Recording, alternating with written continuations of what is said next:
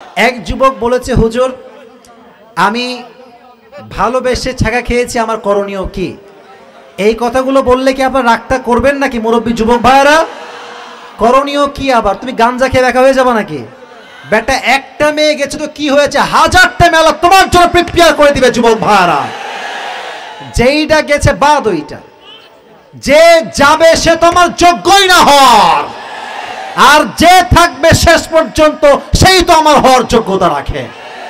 আর মেয়েরা একটু পোল্টি মারে বেশি, এটা আমি জানি। হ্যাঁ, মেয়েদের কাছে ভাই কথা বললে তো রাগ করবেন, বলতে হবে আমাকে বাস্তব কথা। মেয়েদের কাছে অলওয়েজ সেকেন্ড একটা অপশন থাকে, তুমি বাদ দিবা ওই জায়গা, ওই বাদ দিবে তো ওই জায়গা।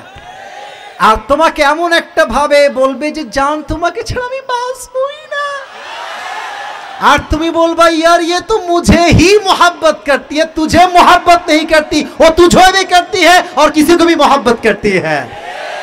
অনেক মেয়েদের ডাবল স্ট্যান্ডার্ড ফেস মেইনটেইন করে, সামনে একরকম ভেতরে আর একরকম। বিয়ের আগে দেখবেন মাশাআল্লাহ এতটা বিনয়ী, বিয়ের পর দেখবেন দাজ্জালনি নাম্বার 1। তবে সব মেয়েকে এক পাল্লায় মাপা যাবে না। এই যুগে এখনো ফাতেমার চরিত্রবান নারী যুবক ভাইরা আছে, ঠিক কিনা বলো? না থাকলে মুরব্বীর সংসার থেকে কেমনে? হ্যাঁ, আছে না নাই যুবক ভাইরা বলো? মুরব্বীদের ভালোবাসাই হচ্ছে খাঁটি ভালোবাসা। তুমি বেটা প্রেম করো 6 মাস পরেই ব্রেকআপ, তাদের প্রেম শুরু হয়েছে ওই 18 বছরের বয়স থেকে।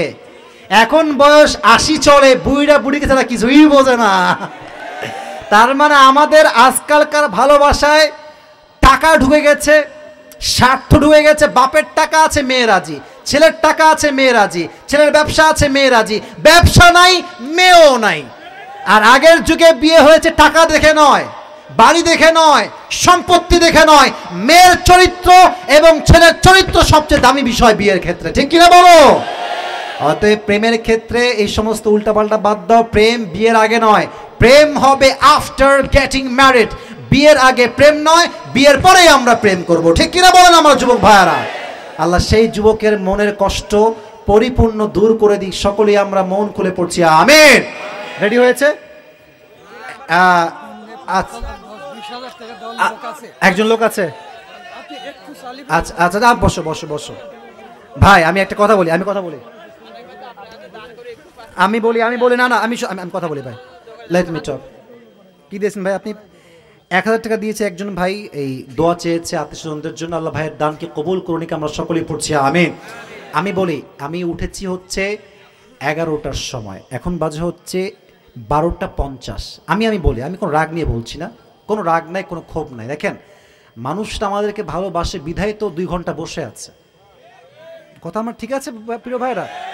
আমি ভালোবাসা পেয়েছি, এটাই তো আমি সৌভাগ্যবান। তবে হ্যাঁ, আমার মাহফিলটা আজকেই শেষ নয়, আমাকে রোজা পর্যন্ত ওয়াচ করতে হবে। দিনে কালকেও রাতে প্রোগ্রাম, দিনের প্রোগ্রাম, পরেও রাতে প্রোগ্রাম, দিনের প্রোগ্রাম, আবার রাতে, আবার ইশারের পরে একটা, রাত 10টায় একটা। বলছি উদ্দেশ্য একটা, এক জায়গায় যদি বেশি কষ্ট হয়ে যায় এতে শারীরিক প্রেশার পড়ে যায়।